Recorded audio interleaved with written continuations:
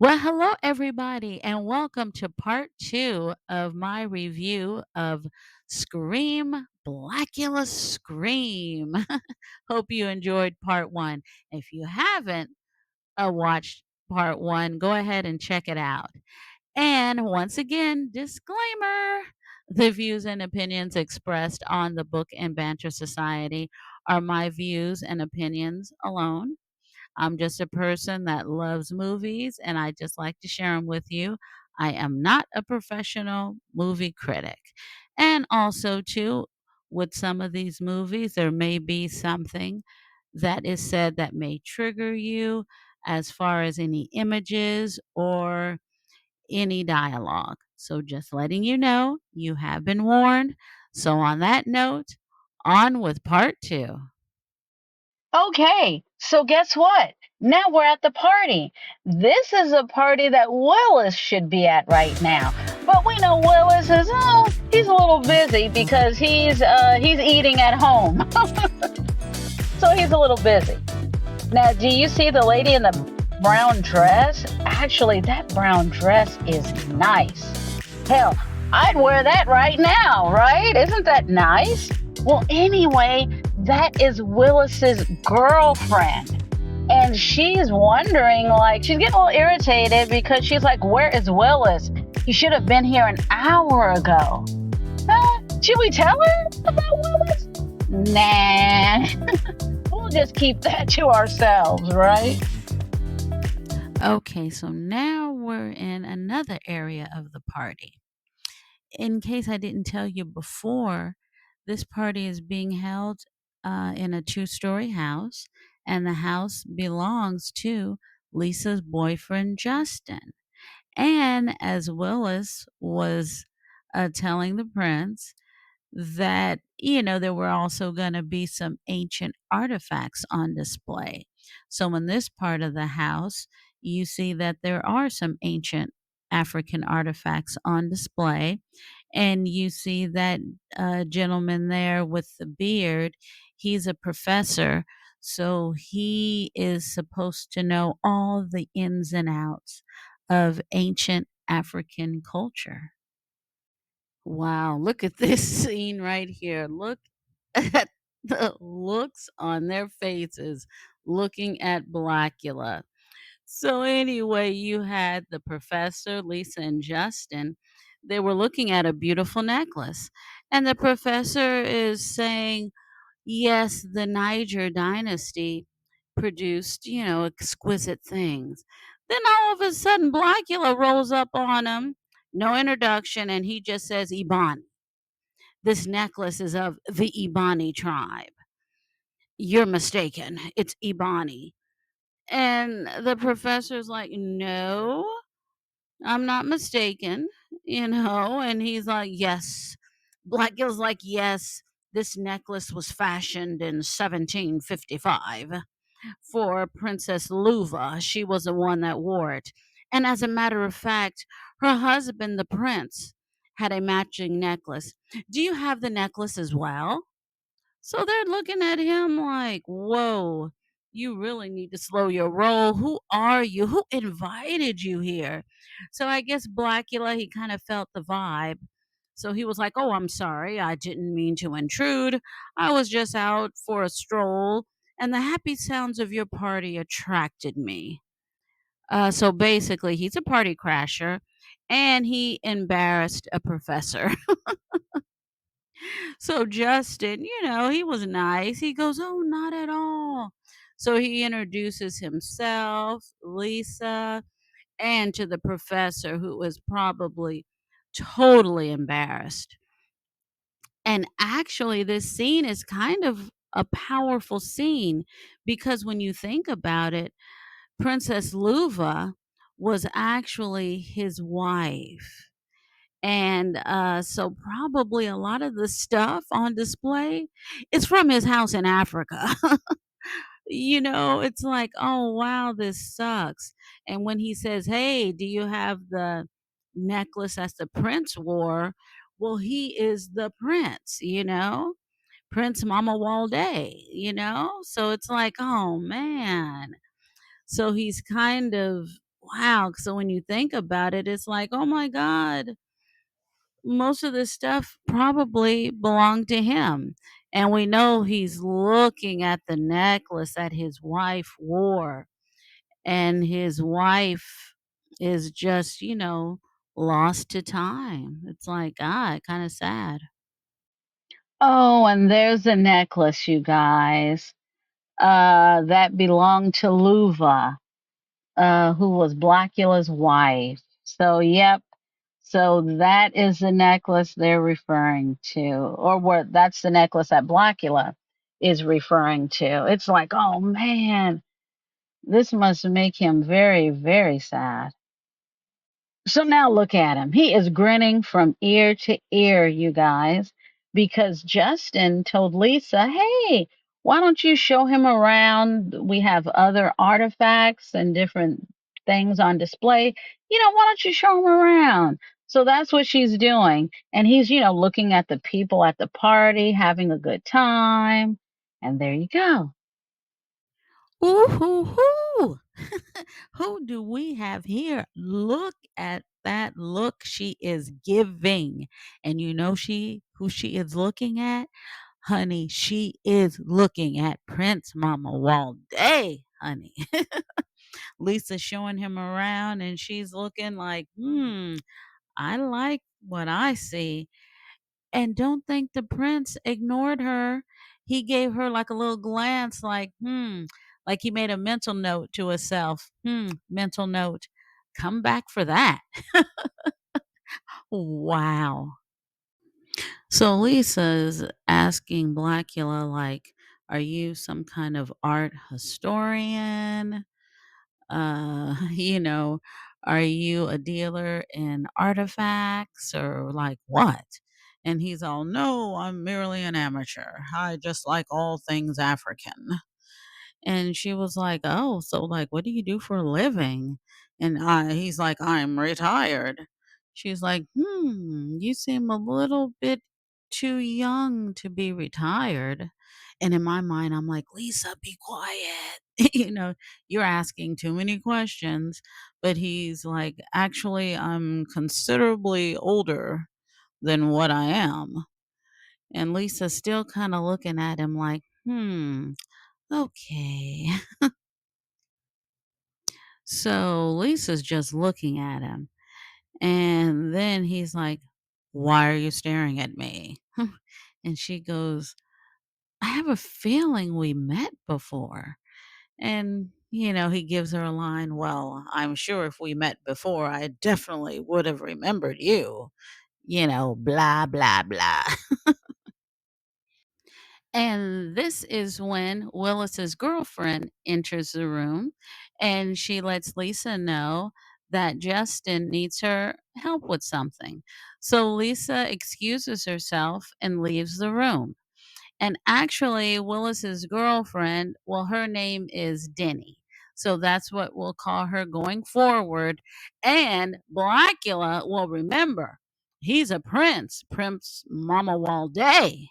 Honey, Walday, all day. So we will, going forward, call him Prince. Yikes.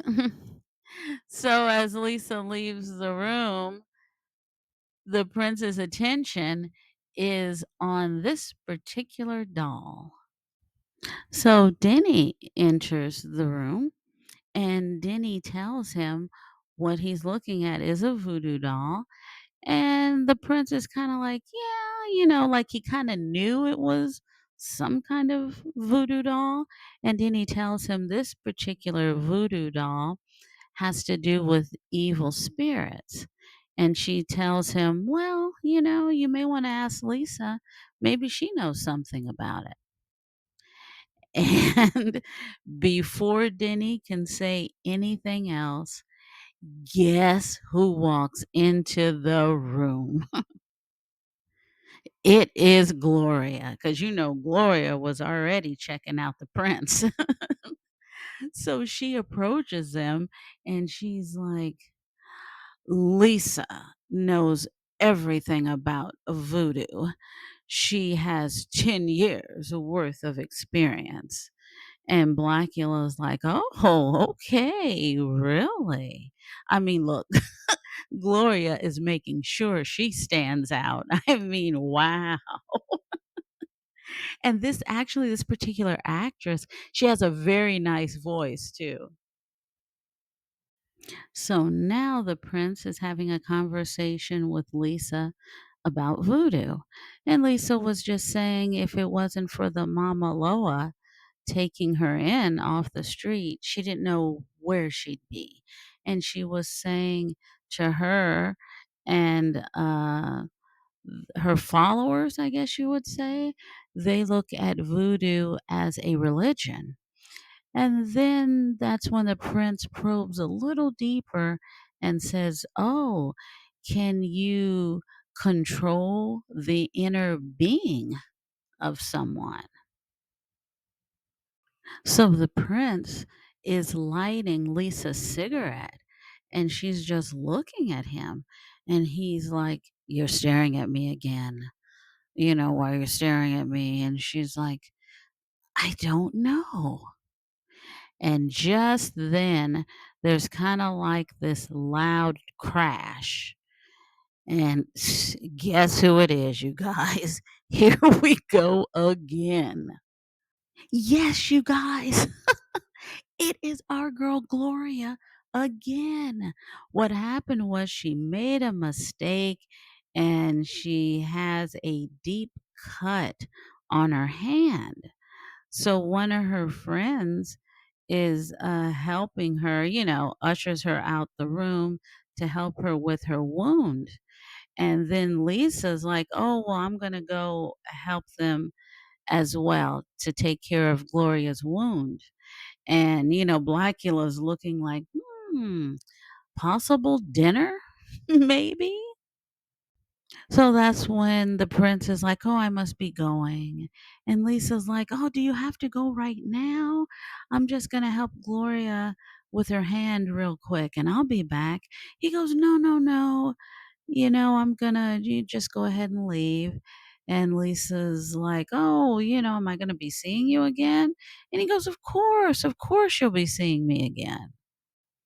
So as the prince is leaving, he's at the front door and he tells Justin, "Oh, I'm leaving." And Justin's like, "Oh, do you have to leave?"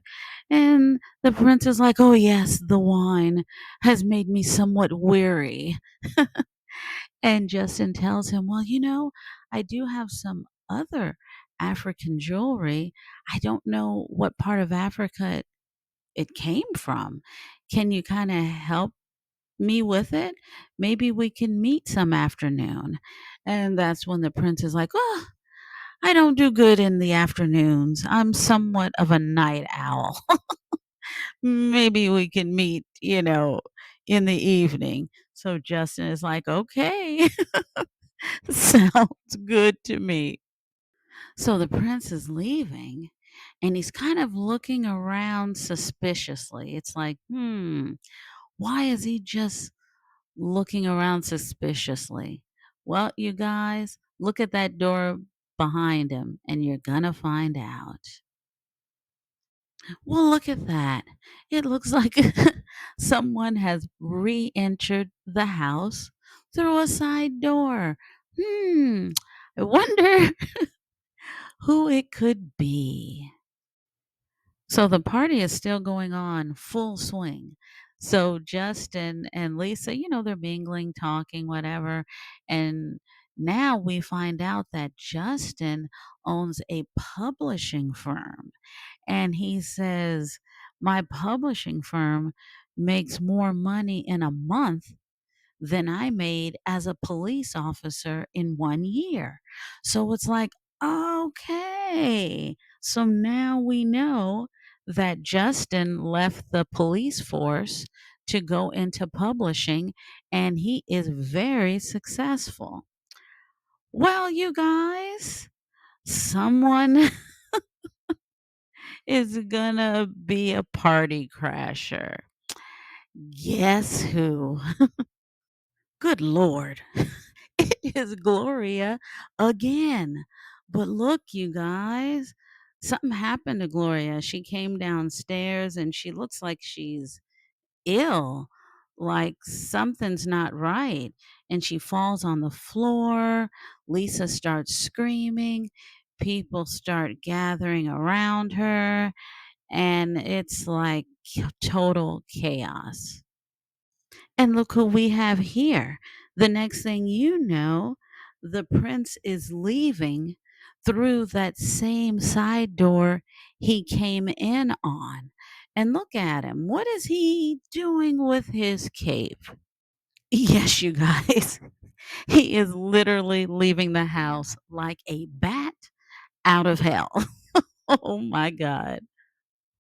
And look at him. He's soaring all over the streets of Los Angeles, California.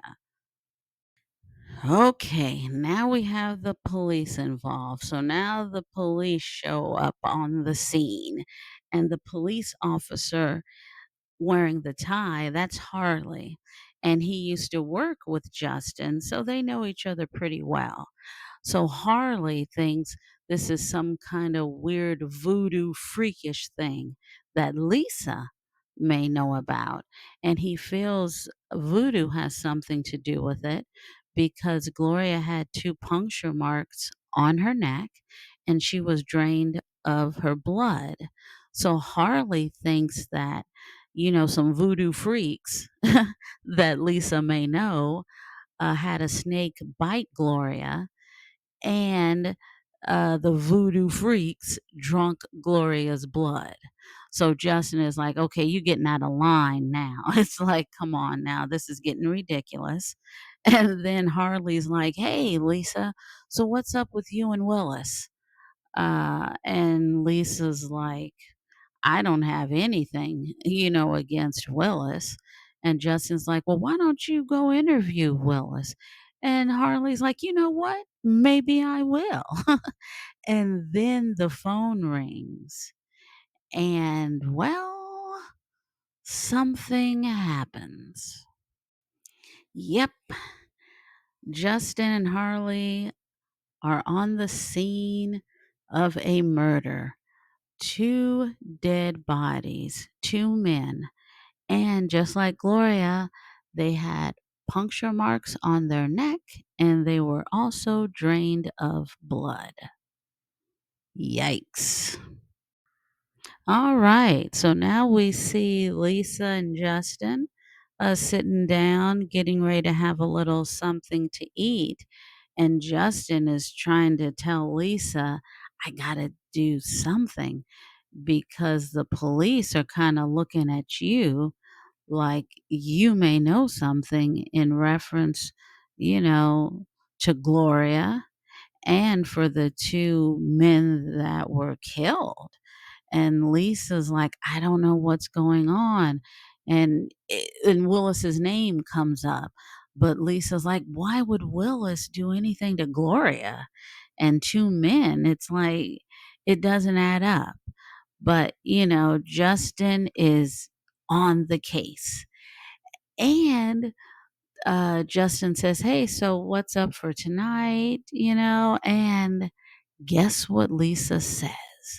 Lisa says, I will be sitting up with Gloria's body. Woo! Lisa is a true friend. Well, you guys, it is now nightfall. And look who we have here. We have Denny. Yes, Willis's girlfriend. She goes to his house and she goes to the front door and it's open. So here she is, right there. I don't want to, I guess in the foyer, not a foyer, I don't know. Anyway, she's right there. And she's kind of like looking around for Willis and she finds him. Oh, hell no. Look at this, you guys. Come on. If you walked into this big, giant, creepy mansion looking for your significant other and they look like this, oh, hell no. Love or not, I'm out. Okay. So, hey, there's Willis, right? Like what? Here's Johnny. Here's Willis. So Denny is not happy with Willis. She is like, "Where have you been for the past few days? Like, come on, where have you been?" And Willis is like, hey, baby, relax. I've just been working overtime, you know? And he goes, come on, you seem a little tense. Why don't I give you a little rub down, a little massage? Why am I talking like this? I don't know.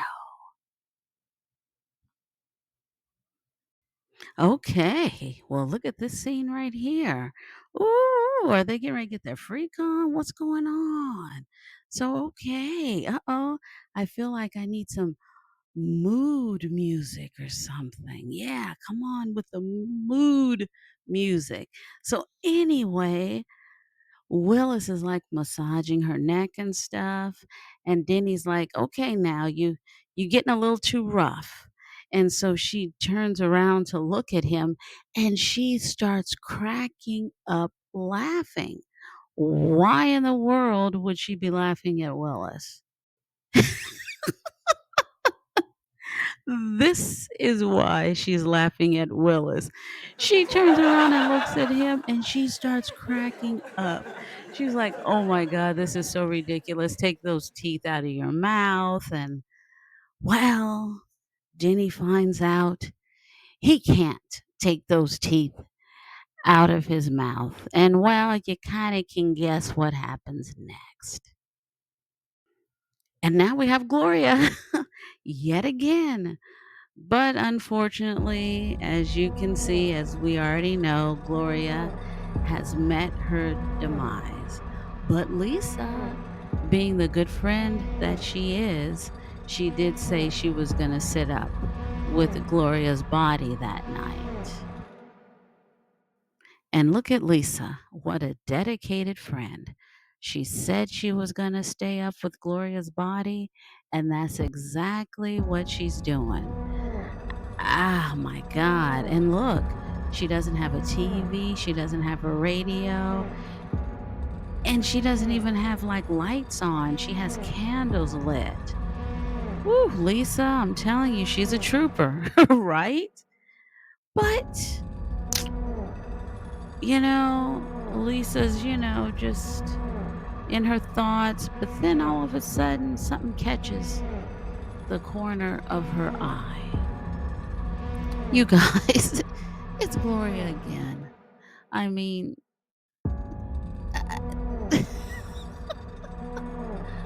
not again. Yes, she slowly starts rising up, and Lisa is freaked out. And just before Gloria can bite Lisa's neck, someone comes into the room and saves Lisa from a life of doom. Who could it be? Who is Lisa's hero? Is it her boyfriend? It's none other than the prince himself. And he doesn't even say anything. He just looks at Gloria. And Gloria humbles herself and she runs out of the room and into the night. So you can imagine at this point, Lisa is freaking out. She's like, okay, one of my good friends died. She rose from the dead. She tried to kill me. And just before she kills me, this guy from the party from a few days ago shows up and saves me. And Lisa runs off into the night. Yeah. I mean, look at Lisa. She is totally shaken up. And she's like, what happened to Gloria? Who are you? What the hell is going on? And he tries to tell Lisa, you're safe. Yeah, I'm safe, uh-huh, and he tells Lisa, "Look, what happened to Gloria, you wouldn't understand, I can't control myself," and he goes, "But please, I need your help, and I think you can help me," and Lisa's like, "You need to get out of my face," and he goes, "Please, please help me. Maybe we can meet." Can we meet, please? And then the next thing you know, the sun is getting ready to come up, so he doesn't have a lot of time. So Lisa, agrees to meet him the next night. Look at this. So now the prince goes back home. Well, he's Blacula now. I mean, look, the face, the fangs. So, yeah. So, anyway, Blacula goes back home because, he's made Willis's house his house. And look, and Willis is there, and look at Gloria's there, and Blackula is just letting them all know, hey, look, Lisa Fortier, she's coming to the crib tomorrow night, and she is under my protection, and you will not harm her.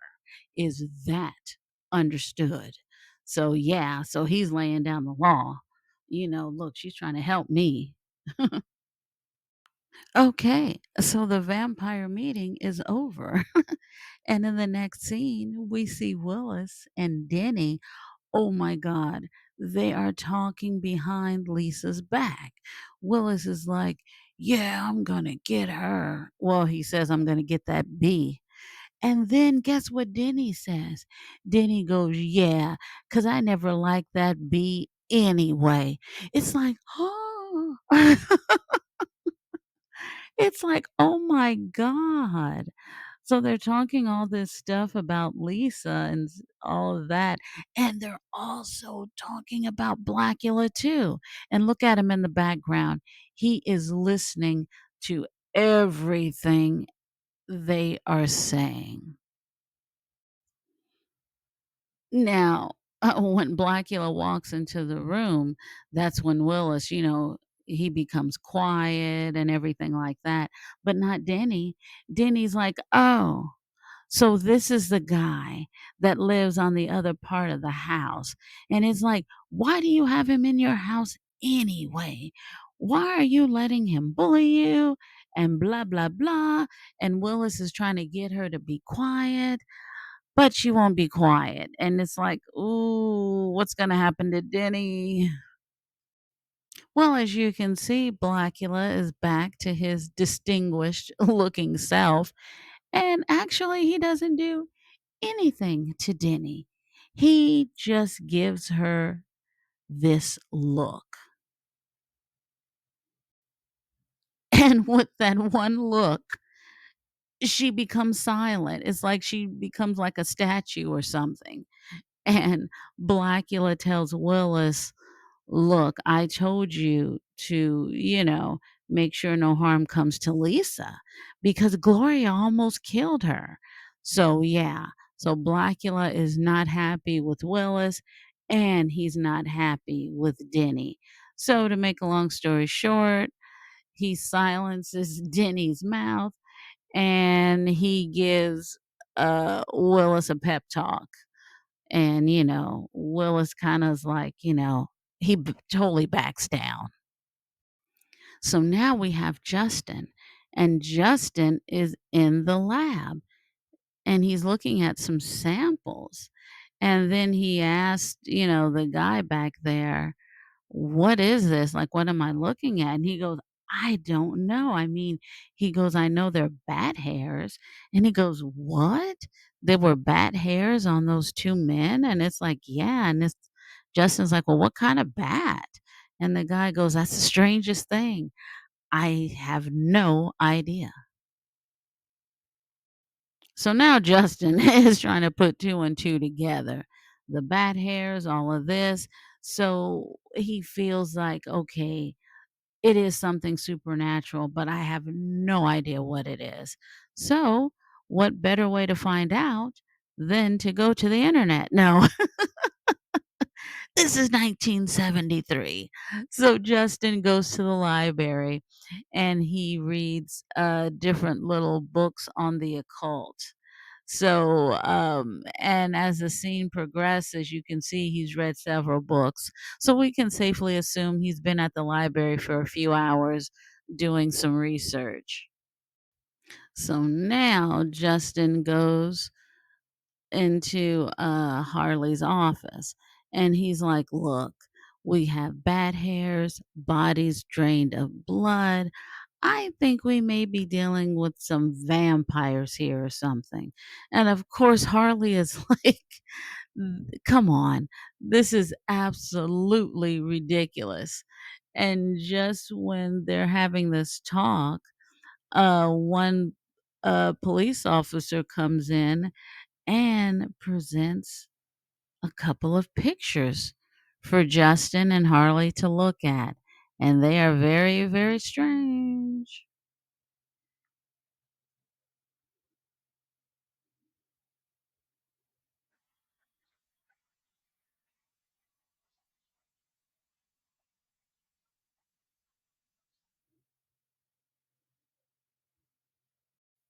And look at these pictures. I mean, these pictures were taken when the two men were murdered, but where are their bodies? Like, it's almost as if they're invisible. And look at Justin's face. Justin's face is like, see, I think I have a point. Look, come on, please. Can you just give me permission just to look at least one of the dead bodies? Can I just examine one of them? And Harley's like, man, I don't know. And in the meantime, I totally forgot. And you guys probably forgot too. Because remember, he has a meeting set up with someone. Remember? Yes, remember this meeting. So yeah, they're meeting over Justin's house, and Justin has all these books out, on the occult and all of that he got from the library.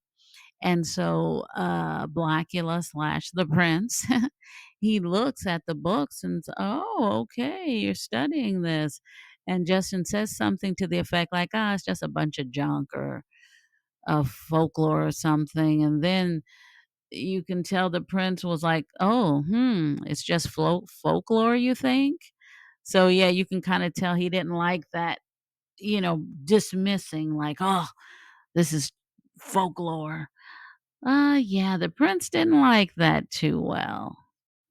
And this is where the conversation turns a little contentious. The next thing you know, Justin is like, "Oh, you never said where you live. Where do you live?" It's like, "Ooh, because we know where he lives at. He lives in a coffin, in a warehouse, right?" But yeah, Justin's like, "Hey, you never said where you lived." And honey, the prince is like, "Well, you never asked where I live." And he's like, "Okay, where do you live?" And he goes, "Oh, questions like this are so consequential. They're of no relevance." Oh my god, I love William Marshall's voice. Oh my god. Yes, he's like, "That's, you don't need to know." In other words, you don't need to know and it's not important. And then the next thing you know, Justin brings up vampires. It's like, "Oh no," and talking about blood. And then it's like, "Yeah, matter of fact, this wine is dark and red like blood." And then Blackula goes, "Well, I'll have a glass." It's like, what? So they have this weird little banter going back and forth. Very, very interesting. Oh, and this scene is a power move. Justin stands up. First, he stood up and then sat on the table in front of the prince. But then he stands behind him and he says, "I'm going to find out who's doing these killings, and I'm gonna kill that person. It's like, woo, look, you can even tell, look at the scene right there. Yeesh. Whoa, and then that's when the prince stands up and tells Justin, "Hey, I wish you good luck, but I hope you don't find anything. Because if you do find a vampire, you never know who might be the next victim." Ooh. And then he leaves the room, goes to Justin's front door, opens it up, and says, "I bid you good night," or something like that.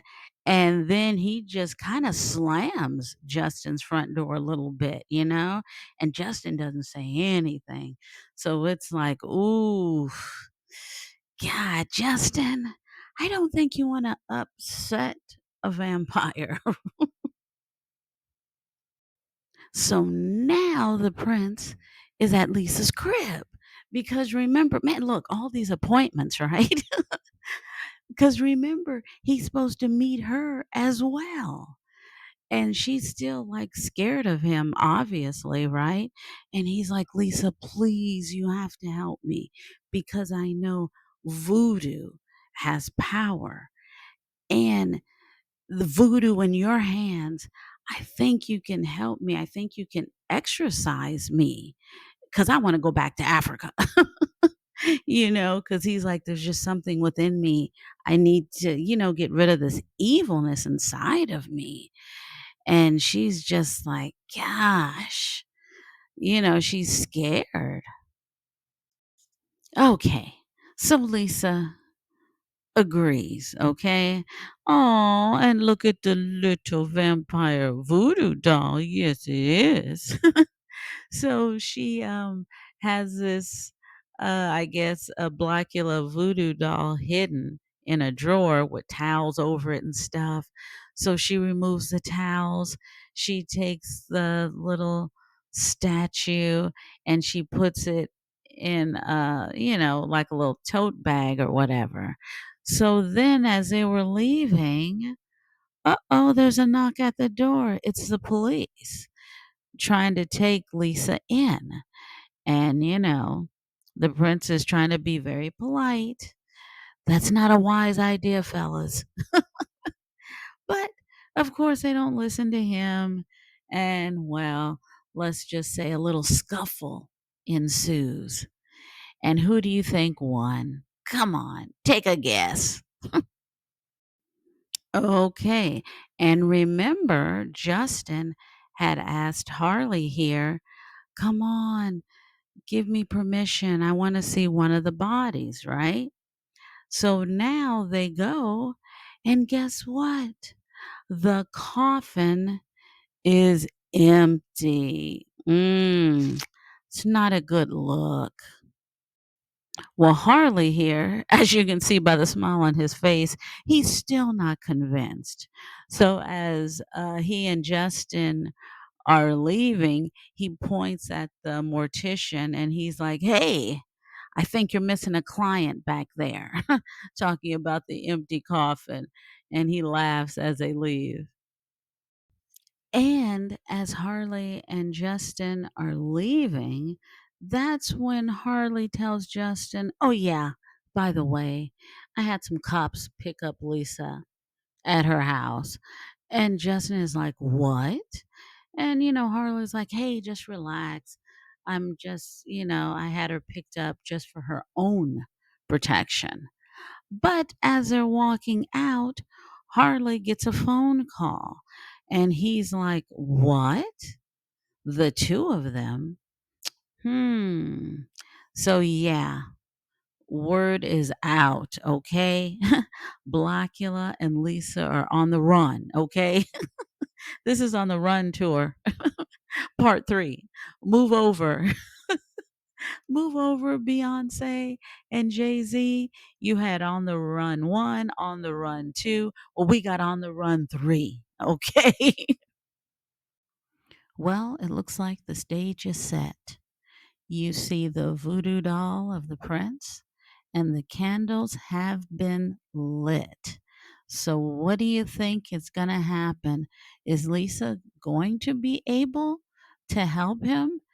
Will she be able to break the curse? Or will he bite her neck? Or will Willis get hungry? Who knows? Because guess what? I'm not going to tell you. You guys will have to watch the movie and find out for yourself. Okay, my thoughts on the movie. First off, when you're watching the movie, remember this is a low budget movie from 1973. So the vampire special effects are not going to look like the movie Sinners. You understand what I mean? We're dealing with 1973, so keep that in mind. But anyway, besides that, I thought the acting was good. When you look at a lot of the cast was a very young cast, and for some of them, it was their first movie role. So I thought they did very good with that. And also, too, when I look back at the main characters, I feel all of them were needed. It wasn't like, "Oh, it's too many characters, I can't keep up with them," or "Why do we need this character?" No, every character was used, and I think the characters were used very, very well.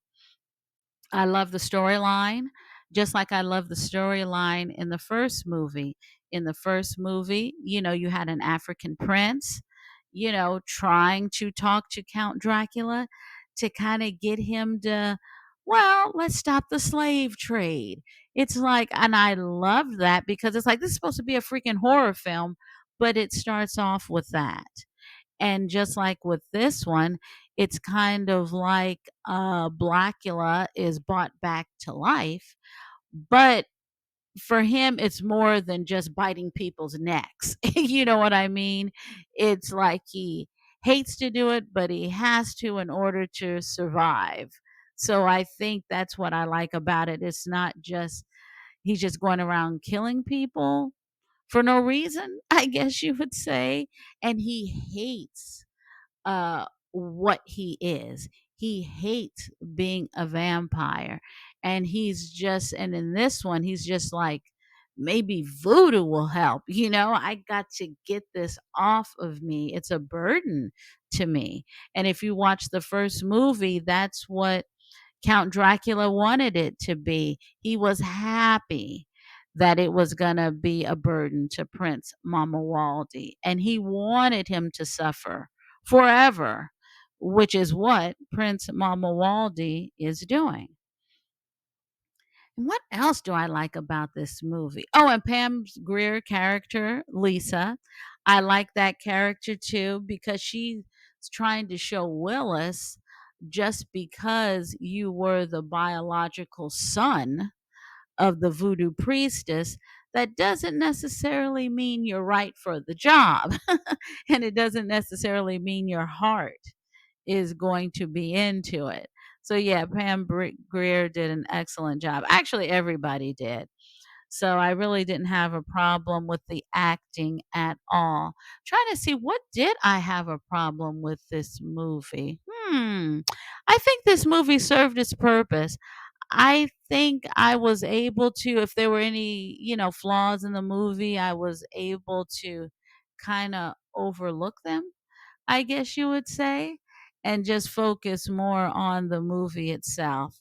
So for me, in reference to this movie, it's a watchable film. I personally enjoyed it. So, I mean, come on.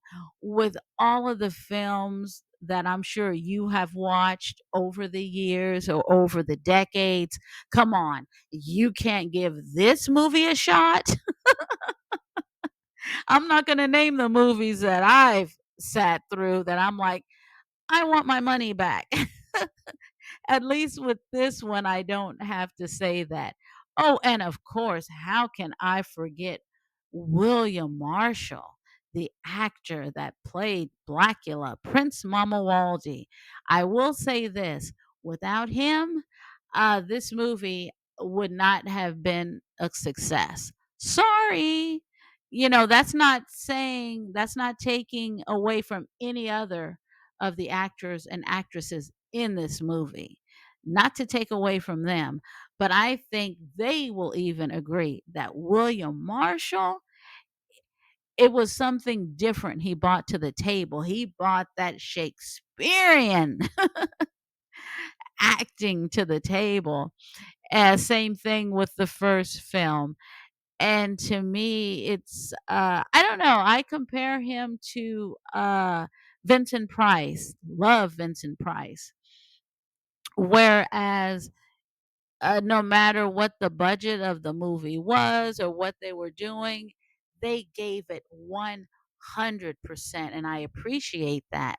As a matter of fact, I watched an interview from Pam Grier, probably from like 12 years ago, and she said the reason why she has managed to act for all these decades is because it's the acting. It's not about, oh, is this movie, well, is it going to be a blockbuster hit? Because if it's not going to be a blockbuster hit, then I don't want to be in it. It's not one of those. It's like you're taking on roles and you're getting into the character and all of that stuff. Yeah, the interview was very, very interesting. I really enjoyed the interview. So yeah, you guys, I definitely recommend this movie. Like I said, I think everybody did an excellent acting job, and William Marshall, he just took it over the top without a doubt. Okay, now let's go behind the scenes of the movie. Okay, now let's talk about the director, Bob Kiljan. And sorry if I mispronounce the last name. Well, it's interesting to see the different directing techniques because remember, Blacula was directed by a young black man who was only like what, 23 years old? So now we have this movie that was directed by someone who was at that time like in their 40s. Yeah. Yeah, in their 40s. So, very interesting. And Bob started out as an actor. He's played on an episode of The Twilight Zone, The Outer Limits, Alfred Hitchcock Presents. But then, after, I don't know, maybe about 10 or 11 acting credits, then that's when he went into directing. He's directed a couple of movies and TV shows as well. One movie he directed back in 1970 was Count Yorga Vampire. Yeah, I like that movie. I've seen that. Then The Return of Count Yorga in 1971. Yep, seen that one too. And of course, Scream, Blacula Scream. And he has tons of TV credits when it comes to being a director. And some of them are Wonder Woman, Starsky and Hutch. That name, you'll see that come up again when I talk about other actors and actresses that were in this movie. Vegas, I remember that show. Dukes of Hazzard, Charlie's Angels, Police Story, Fame. Wow. Cassie and Company.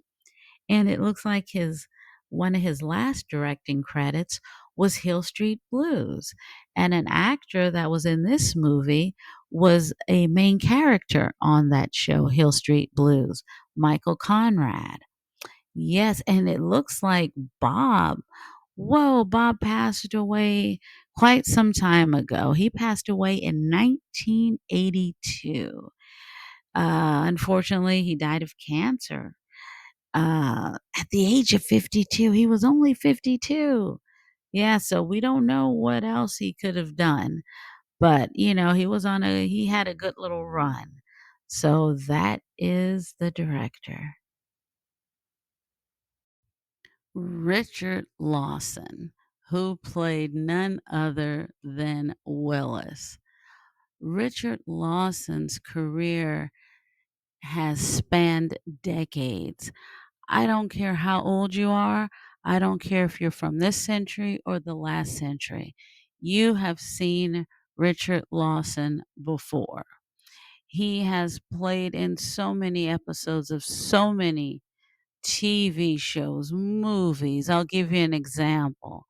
Let's start Kojak. You've heard of Kojak, right? Yeah, The Streets of San Francisco, Policewoman, All in the Family, Good Times, The White Shadow, TJ Hooker, the miniseries V, Hardcastle and McCormick, Magnum PI, Saint Elsewhere, Dynasty, A Man, 227, The Cosby Show, Saved by the Bell, Picket Fences, Moesha, The Parenthood, Judging Amy, Soul Food, the TV series. Oh my God. It goes on and on and on. House of Pain, Being Mary Jane. Wow. Saints and Sinners, Real Husbands of Hollywood, Grey's Anatomy. You see what I'm telling you? He spans generations. And Tyler Perry's recent movie, Divorce in the Black. And he has starred in 16 episodes of the Tyler Perry series Beauty in Black. And the list goes on, you guys. Like I said, he's spanned decades. So I grew up watching him on TV all the time. So his face is very familiar to me. And he was formerly married to Berry Gordy's niece. Yes, that Berry Gordy, the founder of Motown. Yes, he was married to her niece, and he was also married to Beyonce's mom, Tina Knowles. Remember that? Yeah, they were married. So, yeah, so Richard Lawson. Wow. Excellent, excellent career. Don Mitchell. Don Mitchell was born in 1943 in Houston, Texas. Now, while he was in high school, he was really good at playing football, playing basketball. However, when he graduated from high school, he moved to Los Angeles, California, and he went to LA City College, and then he transferred to UCLA, where he studied acting. And it was at UCLA where I guess you could say he got discovered by a producer. This particular producer saw him in a play and said, "Hey, we're going to be filming a TV show. Is it something you may be interested in?" Don was like, "Heck yeah." And the guy is like, "Okay, we start filming in 3 weeks." And I guess you could say the rest is TV history. And that show was none other than the show called Ironside. Ironside was a famous show that ran from 1967 up until 1975. And it's cemented in television history because this was the first time someone in a wheelchair played a major role on a TV show. So that's one of the reasons why it went down in history. The second reason why it went down in history was because of Don himself. Don was one of the main characters on the show, and we're talking 1967. So it's not that many black men that played on, major shows on TV. And the main actor that played in the wheelchair was none other than Raymond Burr, famous actor from the show Perry Mason. So, yes. And then after that show went off the air, Don did a little acting here and there. And I guess you could say with Don, his acting credits are not big. However, like I said before, because of the show Ironside, it made TV history. So he will always be remembered for that. And not only that, you will see as I talk about the other stars in this movie, some of them actually guest starred on the show Ironside.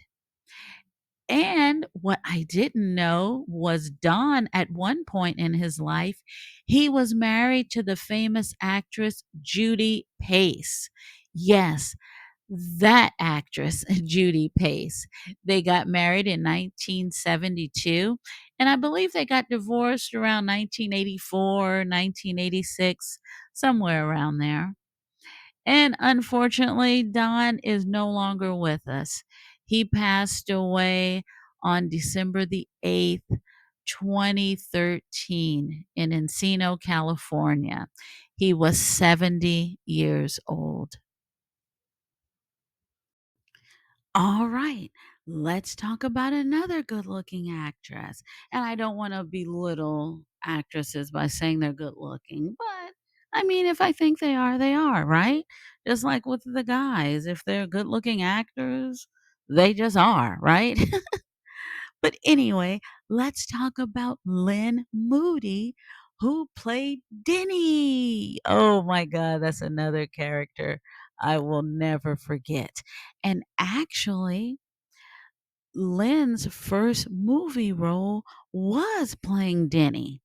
I personally thought she did an excellent job, and this was her first movie role. Excellent, excellent, excellent. And she has done quite a bit of TV work as well. And you'll notice too with some of these actors, especially the black actors and actresses, they've played on the same TV shows. It's so interesting. Now, Lynn has played in All in the Family, That's My Mama, SWAT. She played in Roots. What? She played in 2 episodes of Roots, the very famous, oh my god, TV miniseries. Whoa. Quincy M.E.? Oh my god. What Roots the Next Generation? 10 Speed and Brown Shoe? Oh, what? Soap? She played in 8 episodes of Soap? Whoa, I didn't know that. The White Shadow. Oh, that show was the bomb back then, you guys. Oh, you guys will still like it. This came out, when did The White Shadow? Was it late 70s? Maybe early 1980, 81? Anyway, it was about a white coach, uh, coaching some, black guys. I know it sounds like, "What?" I know it sounds boring, but it wasn't. Oh my god. That show was the bomb. Let's see, she's played in 2 episodes of Lou Grant, Trapper John MD. That was a good show. Whoa, that was a medical show, and the main star of the show was, oh my god, I can't recall his first name. It starts with a P. Oh, but anyway, he was one of the main stars in the Western TV show Bonanza. Yep. Oh, she starred in an episode of The Love Boat. Everybody and their mama, I think, has starred in an episode of The Love Boat. The Jeffersons, Magnum PI, Benson. She starred in 6 episodes of Hill Street Blues. Wow. Because remember, uh, Michael Conrad, remember he starred on Hill Street Blues, the actor that played Harley. Wow, interesting. Whoa, and she played in the TV miniseries The Atlanta Child Murders. Woo, okay. TJ Hooker? Whoa. The Red Fox Show? Murder She Wrote? Whoa. MacGyver? Amen. Oh my god, I loved that show. Escape to Witch Mountain? Whoa. She played in Beverly Hills 90210, 2 episodes. Chicago Hope, Arliss. She played in 20 episodes of General Hospital from 2000 to 2002. Alias. Whoa.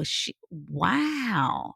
And it looks like her last acting credit was 2020. Now, when I say last acting credit, she's still on the planet, you guys, okay? I said her last acting credit. Okay. Wow. Well, I've learned quite a few things. Well, thank you, Lynn. Appreciate your acting work. I got to tell you one more thing about Lynn. It is heartbreaking and heartwarming all at the same time. You see Lynn here. Lynn is still a beautiful woman. You see her with her daughter. Well, when Lynn was 18 years old, she became pregnant. Her parents were very conservative. Her father was a doctor. So her parents sent her off to a home for pregnant girls. Lynn stayed there for 8 months. She delivered a baby, and the people that worked there put a cloth over the baby's face. So Lynn never got to see her own child's face. But the baby was crying, and Lynn was like, I am so sorry. I am so sorry. And over the decades, Lynn had so much guilt over this because she didn't even know, was her child, did her child stay in foster care for 18 years in an orphanage, or did my child get adopted? She had no idea. So she was filled with guilt for decades. Little did she know that her daughter located her and they found each other. So they went on the Tamarind Hall show to tell their story. It is amazing. And what's amazing even more was before they met, the daughter saw a picture of Lynn and she was like, wow, we look alike. Then all of a sudden she looked at Lynn's picture like, wait a second. This lady's an actress. This is the actress from the show I used to watch when I was a little girl. A show called That's My Mama. Oh my God. Little did Lynn's daughter know that the baby she gave up for adoption has been watching her on TV off and on her whole entire life. Isn't that amazing? So, to make a long story short, they are, now, mother and daughter. And Lynn never got married. She never had any other children other than this daughter right here. So now they've connected, and now Lynn's daughter actually found her biological father as well. So now Lynn has an entirely different set of, relatives that she never knew. So this is an absolutely amazing story. And I'm so happy for Lynn, and I am so happy for her daughter.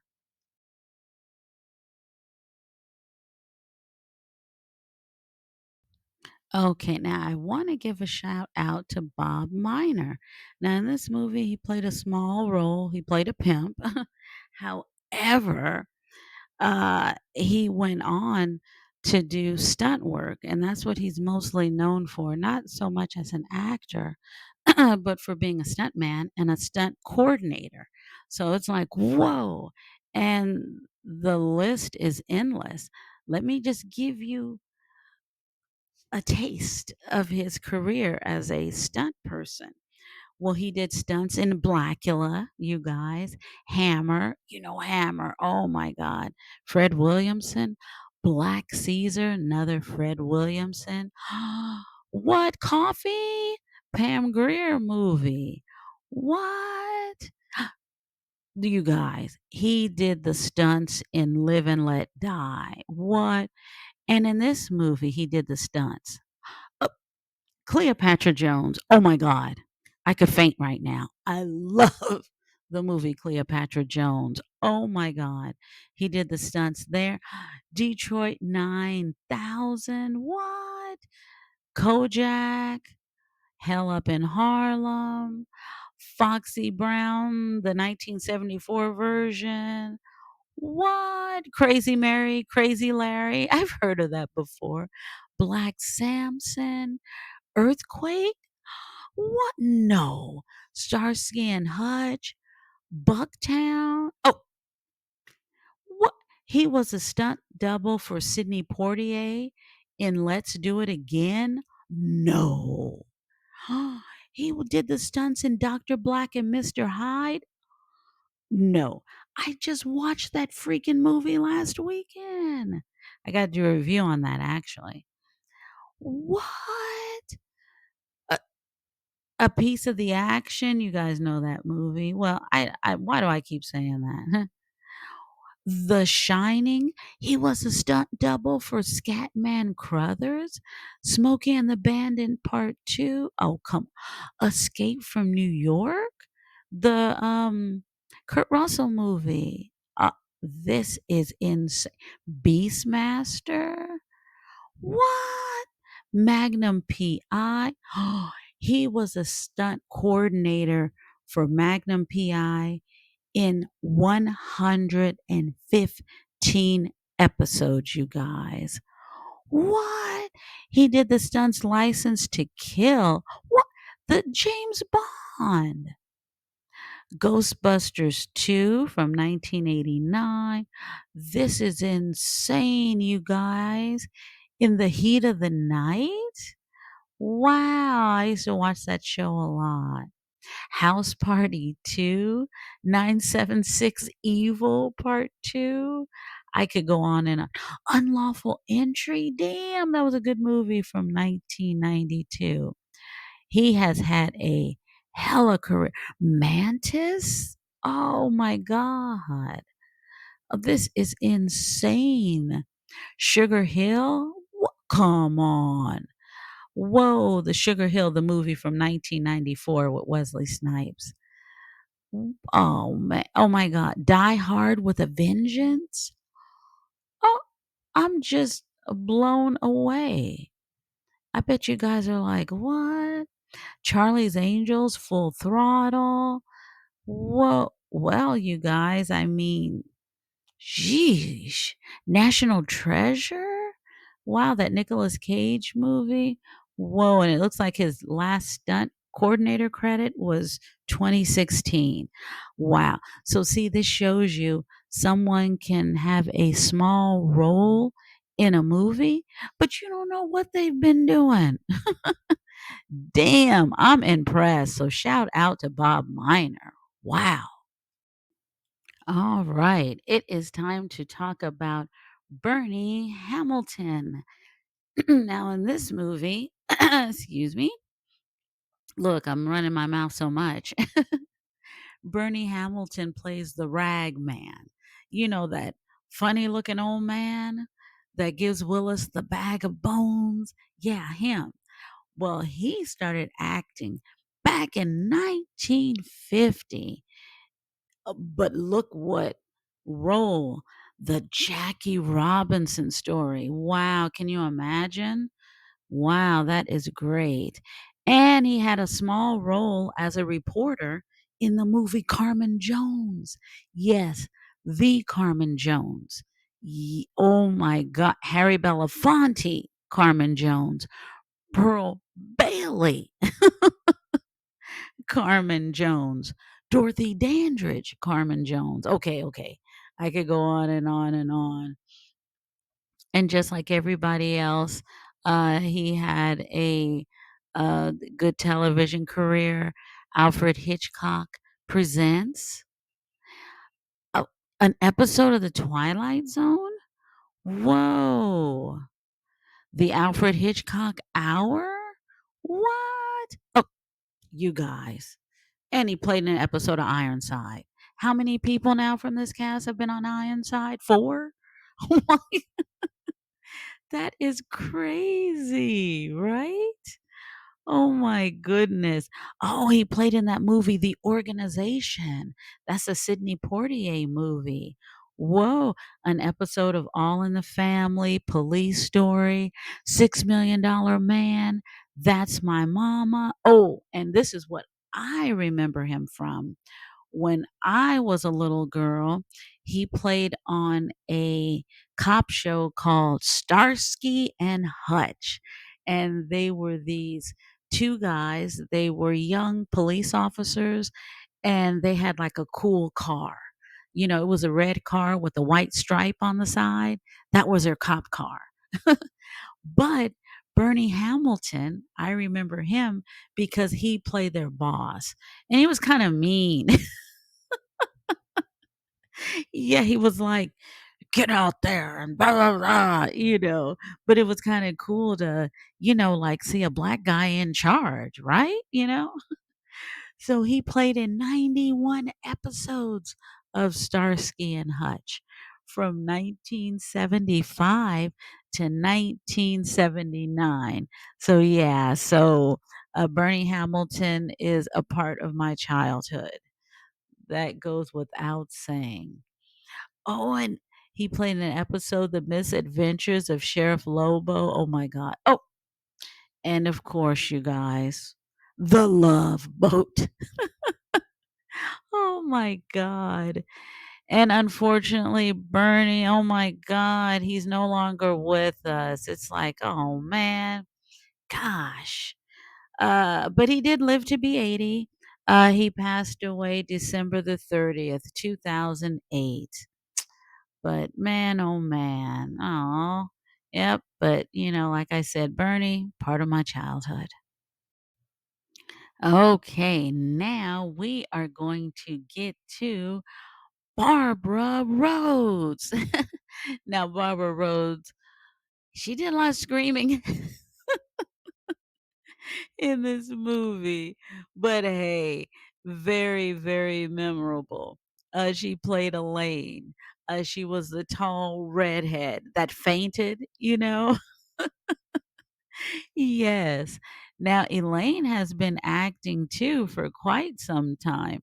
Looks like she started acting back in the late 1960s. And just like everybody else, she's done a lot of TV work. Because at first I was like, I don't think I've ever seen her before. But yeah, I have. It looks like back in 1968, she played in the movie The Shakiest Gun in the West with Don Knotts. Seems like I remember that.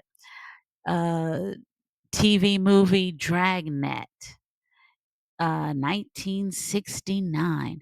The Partridge Family. Bewitched? McCloud. Oh, I love McCloud. Oh my goodness. Night Gallery. Ooh, if you guys don't know Night Gallery, you've heard of The Twilight Zone. Of course, you've heard of The Twilight Zone TV series from the 1960s by Rod Sterling. Well, in the early 1970s, Rod Sterling kind of bought the Twilight Zone back, but in a different format. A 1970s format, and it was called Night Gallery. Check it out. It's very, very good. So, yeah. Whoa. Oh, she's played in Love American Style, Kojak, Macmillan and Wife, what Happy Days, Mannix. Whoa, 2 episodes of The Odd Couple. This The $6 Million Man, Starsky and Hutch. What? And you guys look, she played in 3 episodes of Ironside. She makes the 3rd person in this cast that has acted on the show Ironside. Wow. What? She has played in 2 episodes of Sanford and Son? Oh, no, no, no. Then I gotta pull out my DVD. Wow, back in 1976, she played in 2 episodes. What? Police Story? Whoa, Maud? Oh, The Love Boat. Didn't I tell you? Everybody and their mama has played at least one episode of The Love Boat. Rhoda? Wow, this is Soap? I just talked about that show, Soap. She played in 10 episodes of Soap from 1980 to 1981. Cagney and Lacey? Trapper John MD. Once again, another actress that had appeared on that show. Murder She Wrote? 30 something? Generations. Oh, I got to tell you guys about Generations. Generations was what would you call, like, a daytime TV drama, soap opera, whatever. And it was like about a black family and a white family. It was I vaguely remember it, but when I do remember, I remember it was really good. What and she must have Elaine must not Elaine, that was her name in, Blacula, Scream, Blacula Scream, Barbara. Barbara must have been a main character because she played in 48 episodes of the TV series, and that was in 1989. What? She played in an episode of Booker? Oh, I gotta tell you guys real quick about Booker. Now, Johnny Depp played an undercover cop on a show called 21 Jump Street. That made him instantly famous because, he was good looking, and it was the kind of show that appealed to young people like me. But guess what happened? Johnny Depp Johnny Depp left the show when it was going good. He left it to do movies. And I was like, that's a dumb move. I'll never see Johnny Depp again. What am I going to do? Well, the rest is history, right? It was a good move for him to do that. But anyway, uh another actor took his place, and it was Richard Grieco. And Richard Grieco kind of had a spin-off show called Booker. Anyway, to make a long story short, Barbara played on an episode of that show back in 1990. Well, she played in Diagnosed Murder, Law and Order. Wow, and her most recent credit is 2011. She played in 21 episodes of the soap opera One Life to Live. Wow, Barbara, you have really done some good acting work. Hell, I'm impressed. Okay, let's get to Michael Conrad, who played Harley. And just like a lot of actors in Hollywood, he did a lot of TV work. Played in different episodes of different TV shows. He's played in Car 54, Where Are You? Back in the 60s, Route 66. Perry Macy. Oh, he played in an episode of The Twilight Zone in 1964? I didn't know that. Flipper, Rawhide, The Dick Van Dyke Show. Whoa. My favorite Martian, Bonanza, I Spy, Gunsmoke, That Girl. Oh, I used to love that show. Whoa, Lost in Space. Okay, as you can see, it goes on and on and on. And one of his roles that he was really famous for was on a show called Hill Street Blues. Now, Hill Street Blues was a police show, but it was a groundbreaking police show because it was very gritty. I mean, of course, you had other police shows before, but this show came out in the I think it was the early '80s, so it was getting a little more very realistic, really gritty. So he played one of the main characters on that show, and he played on Hill Street Blues for 71 episodes, starting in 1991. Wow, and Michael was 6'5"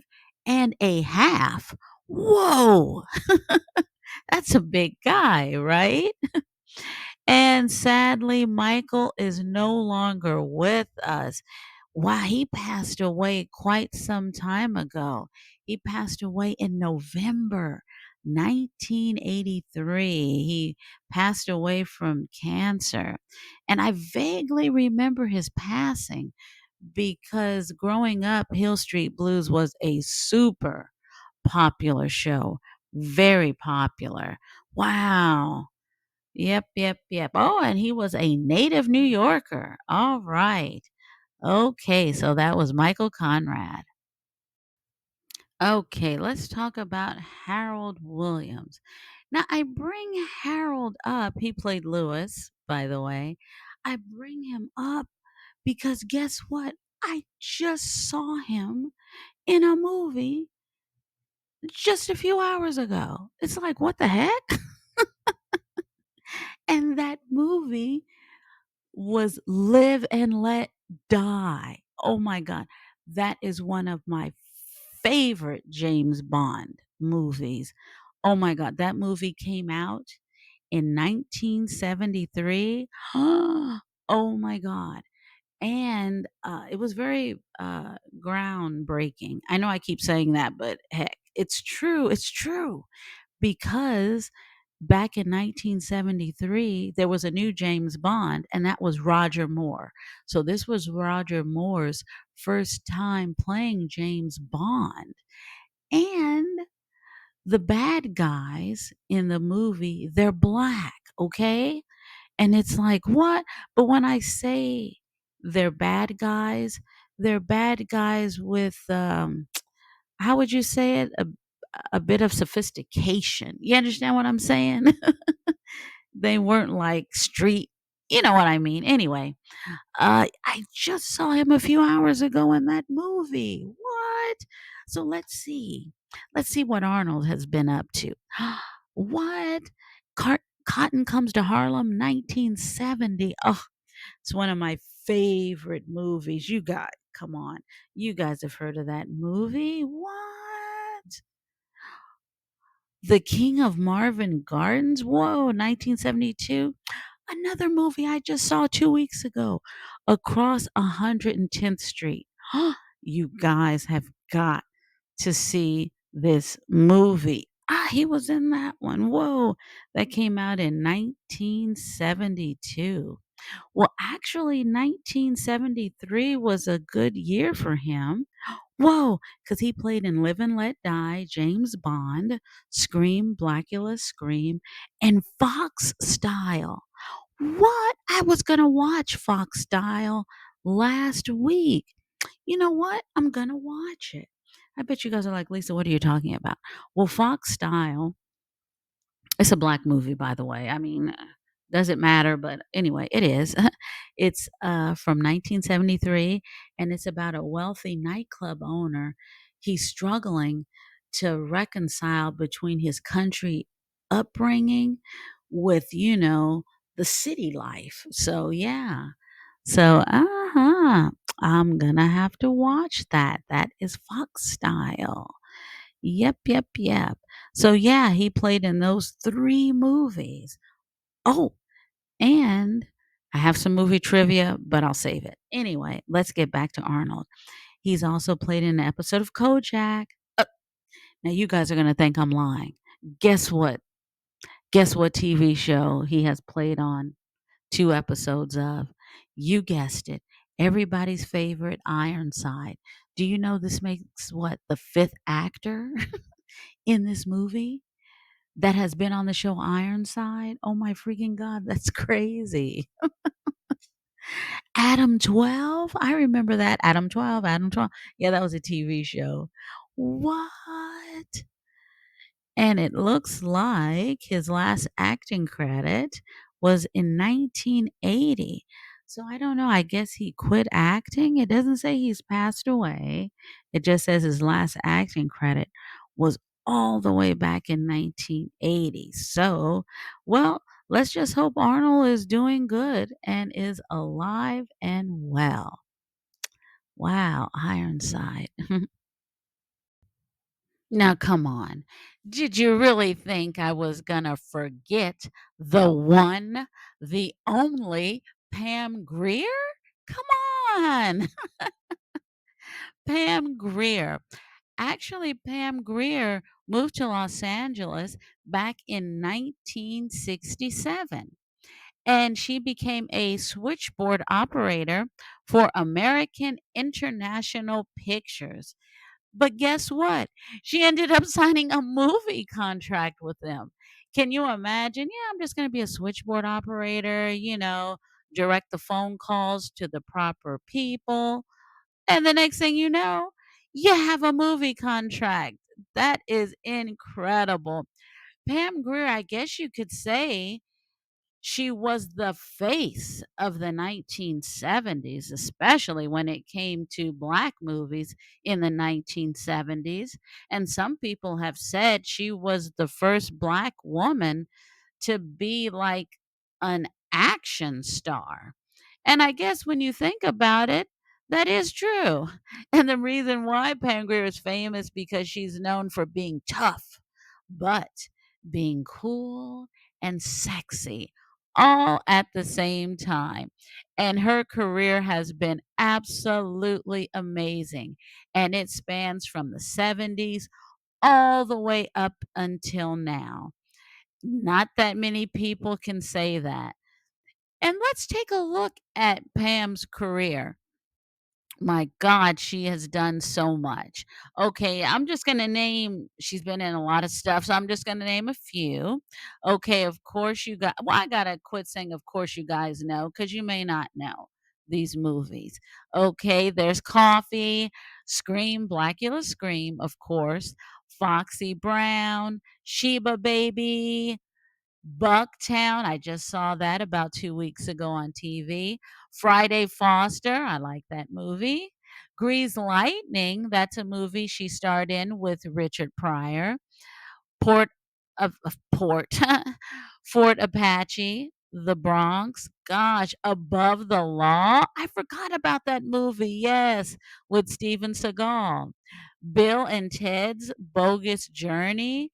Original Gangsters. Jackie Brown, the Quentin Tarantino movie. Boy, oh, Ghost of Mars. Oh, I like that movie. That is a good movie. Ice Cube is actually in that movie as well. Well, and Jason Statham, you know him. I know I mispronounced his name.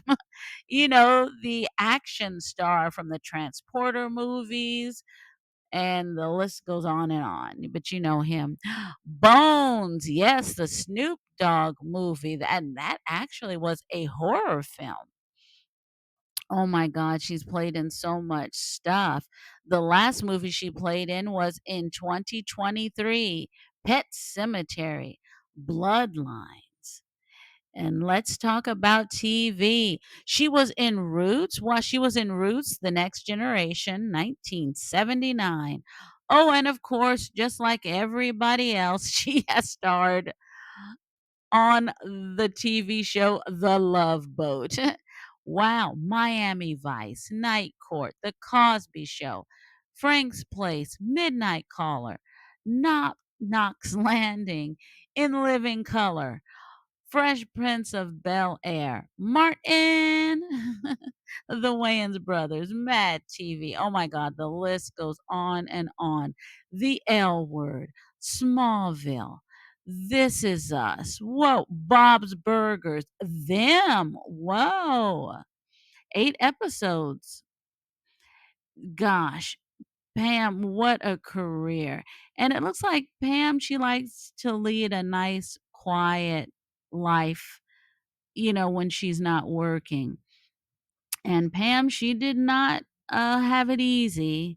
I believe she wrote about it in a book, if I'm not mistaken. So she's been through quite a bit of trials and tribulations, but she's still with us, looking good at the age of 76. Wow. Pam Grier. And if you think I forgot about William Marshall, You are very sadly mistaken. Actually, check out my episode of Blacula, where I tell you everything about his background, all the movies he was in. I mean, go back and check that out because I talk about him for several minutes. This man was incredible. Excellent Shakespearean actor as well. And it comes through in his performance in this movie. I think he was highly, highly underrated. Wow. His acting was really something else. So definitely check out my review of Blacula, where I go into detail about his life as well as his career. And thank you guys so much for watching. I really appreciate it. And I've said it time and time again. There are millions upon millions of YouTube channels, all this social media stuff. So when you take time out to watch one of my episodes, I really, really appreciate it. And I am very, very grateful. And the only thing that I want you to do is 4 things, but they're easy. Like, share, and subscribe to my channel. Those 3 things. And the 4th thing is purchase my book, The Creeping Things and Other Tales of Madness and Mayhem.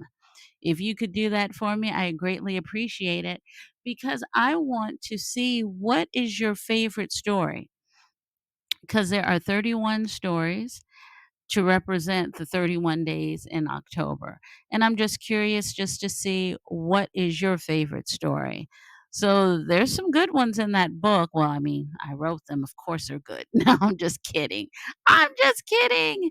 Anyway, until we meet again, I want you guys to take care and stay safe. And I'll talk to you soon. Take care. Bye.